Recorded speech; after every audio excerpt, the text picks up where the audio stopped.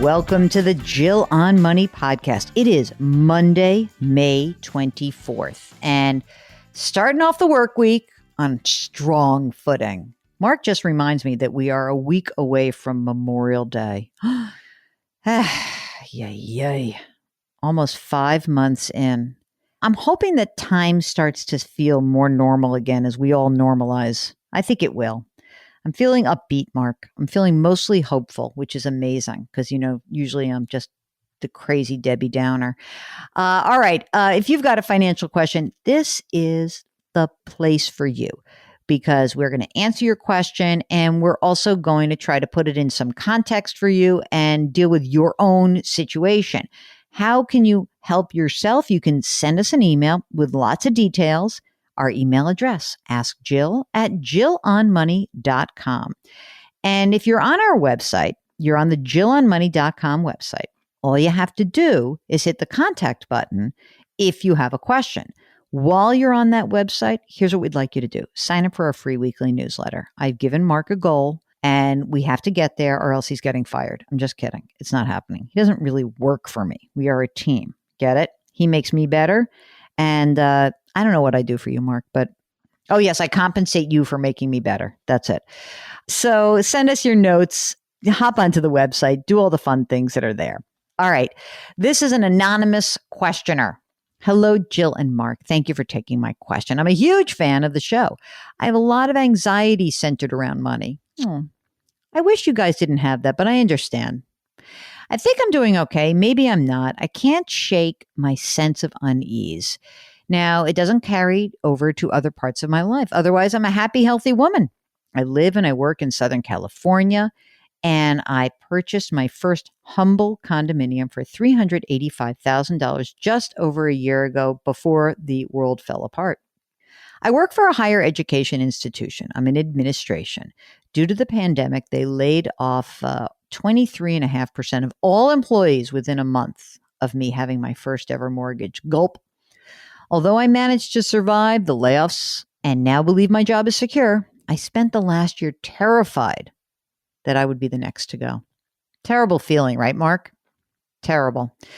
As I explained this to a good friend, they recommended I open up a home equity line of credit on my condo if I qualify and not touch it.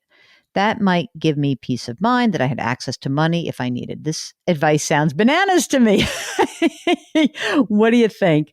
Are there other things I should consider doing to feel more financially secure? Here's the specifics. I'm 47, single, never married, no kids. Figure I'm going to work till I'm 70. I like my job. I don't love it. Gross income, $100,000 a year. I have $600,000 in a 403B, $14,000 in a Roth, $25,000 in liquid savings at a bank. I've got no debt outside of my new mortgage. So it's $360,000 mortgage at 3.25%. Car loan, $8,500 that remains at 2.99%. Condo's probably worth, she probably got $100,000 in equity in that. It's worth $460,000. The mortgage is $360,000. I am not contributing to retirement or a Roth right now. My employer automatically puts 10% of my salary into the 403B. It was temporarily reduced to 2% due to the pandemic. It looks like, and she says, I hope it's going to be reinstated in 2021. I have a will and a trust I established in 2020. I have life insurance through my employer, no other policy. No one's dependent on my income. I have frozen my credit with all 3 credit bureaus to help mitigate the risk of identity theft. I've paid off all my student loan debt. It took her 20 years. No pension. All I will have is the employer-funded 403B, Social Security, Roth IRA, and savings. I come from a very close family unit. I was raised with an abundance of love from both parents. Although my parents did scream at each other about money regularly while I was growing up, which I think contributes to my fear. We were never taught money management. I'm smart and disciplined, but not confident in all things money. I adore you both and appreciate any advice you may have. Mark, do you have any advice right now? Can we help Anonymous feel a little bit better today? Mark says you should feel a lot better. First of all, you got $600,000 and you're only 47. That's amazing. That's fantastic. Okay. I'm wondering actually why you're not putting some more money away in savings. 25 grand in liquid savings is great, but maybe beef that up a little bit. The first question you had asked was about a home equity line of credit. You could do that. It's unnecessary. You have plenty of money. You're fine. If you want to actually make yourself feel better, here's what I would do. Number one, if $25,000 in liquid savings is 6 to 12 months of your living expenses, then you're fine. If it's short of that, then I want you to build that up. I want you to have more money in liquid savings. As soon as you have at least 6 months, but 12 months might make you feel more secure, then all of your extra cash, what I would do immediately is pay off your car loan. Another piece of the puzzle is to just get rid of stuff that's not serving you. And then what I think you should do is start putting money into your employer-sponsored 403B. You have a great plan through TIAA-CREF, and you should start putting money in there. But you're in good shape. There's nothing you need to worry about. You've got to take yourself off the hook. I get that you had an anxiety attack. It's been a terrible year for everyone. I feel like you're in good shape. The way that you kind of erase your worries is you run some numbers, you make sure that you're on track for your own retirement. And I know if you did that, you would be in good shape. So all you have to do is run that. And then to beef up your nerve, throw a little extra money in liquid savings. I know it's not serving you. It won't earn a lot of money. Doesn't matter. It'll make you feel better. All right. Evelyn says she's got land that's been in her family for years. It's in another state. What's the best way to turn it over to my 2 adult children and protect it from having to go towards long-term care of my husband and myself? We have more than enough assets to cover our care as we age. I also want to ensure that it stays in our family. You got to go talk to a lawyer. One thing you can do is you can put it into a trust, a personal residence trust. You can actually have it in trust, or you can actually deed it to your kids. Now, here's the thing. If you deed it to them, then they get the original cost basis. So what I would do, Evelyn, is I would go talk to an estate attorney and discuss how this piece of property weaves into your overall estate plan. Okay. This is the second time I'm asking a question. I'm stalking you.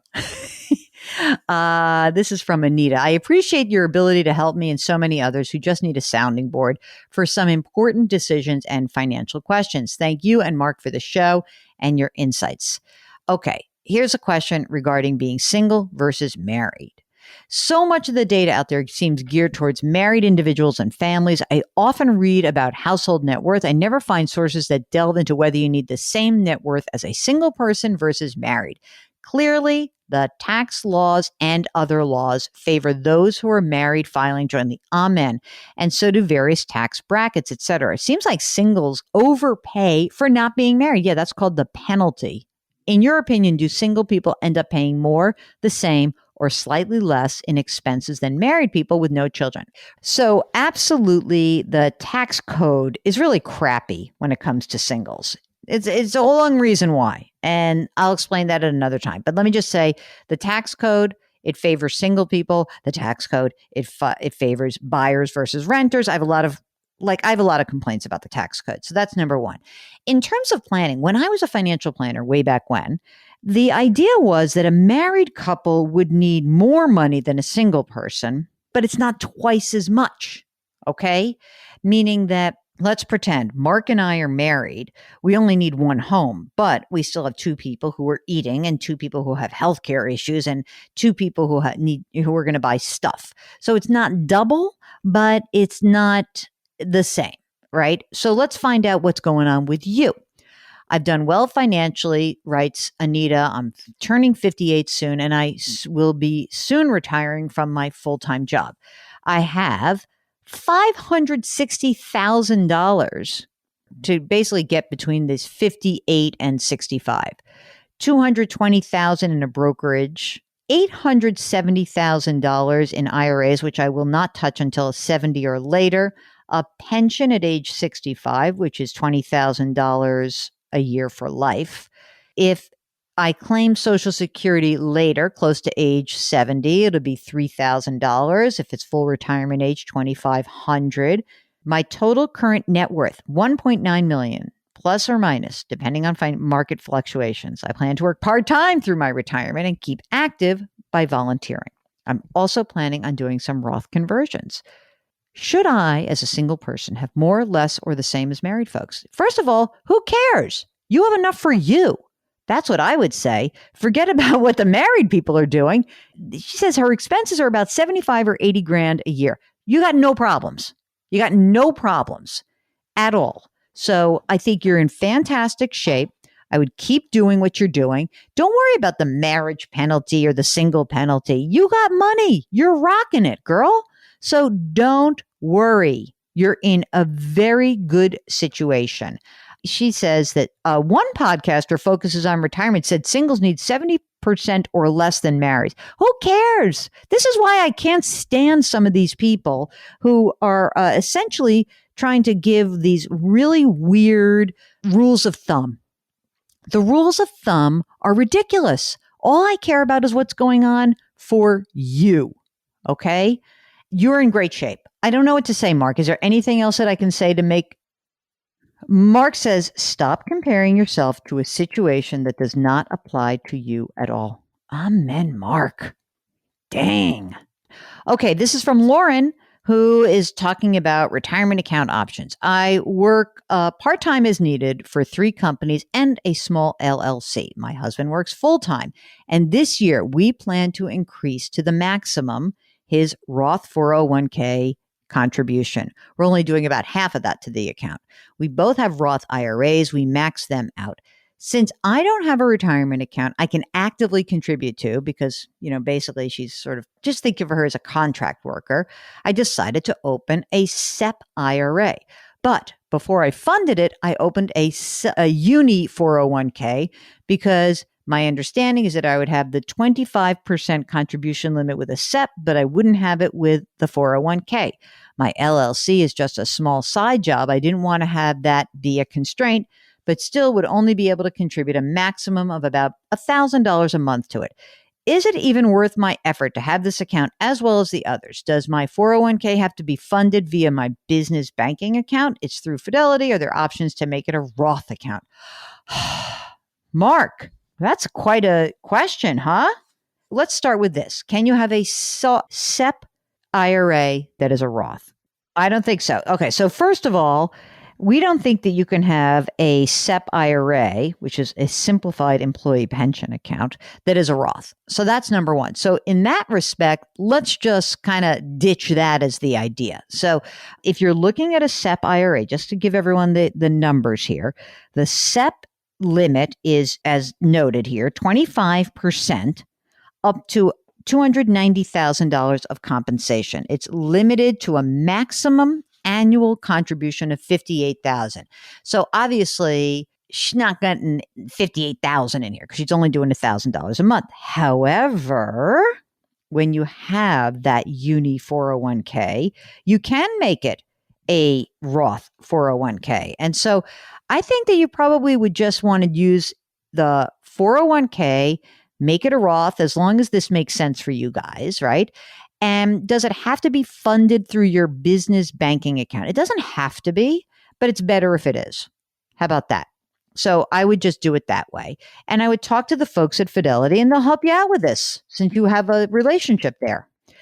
Okay, last question of the day from Mark, who says, good morning. May I ask you where you got the dress that you wore on CBS this morning on Friday, May 14th? Who makes it? My wife would look smashing in it. At the end of the show, they should list who provides the wardrobes. They used to do that. Thanks. You know why they don't do that at the end of the show? Because we don't have wardrobe budgets anymore. At least I don't. Here is the big issue, Mark, and I apologize. I'm like the princess in the pea when it comes to clothing. When there's a tag, it drives me insane. So that dress, I know that dress. I know that I probably got it at Saks Fifth Avenue a long time ago, but I have absolutely no idea who made that dress because I remove all tags because they tend to bother me. Did you know that about me, Mark? Yeah, you do learn something new every single day. I apologize for you, Mark the questioner, but thanks for the nice note. I do appreciate it. All right, that's it. That is the program for the day. We are so happy when you send us your notes. We're also happy when you pass along this podcast to somebody who you think could be helped by it. So send a link or just shoot them a link to our website, or tell everybody you know that this is a podcast called Jill on Money, and you can actually follow us or subscribe to us anywhere you find your favorite podcast. That might be an Apple or Spotify or Stitcher or Odyssey or Google Play, wherever. We don't care. We just want you to make sure you don't miss a single episode. We also want to make sure that you wash your hands and you wear your masks. And, again, if you're inside, maintain that physical distancing. Maybe it's a good idea to maintain your physical distancing no matter what in life. Give a little room here. Let's not crowd each other. And do something nice for someone else today. We really appreciate that you listen every day, and we are grateful for you. So thank you so much, and we'll talk to you tomorrow.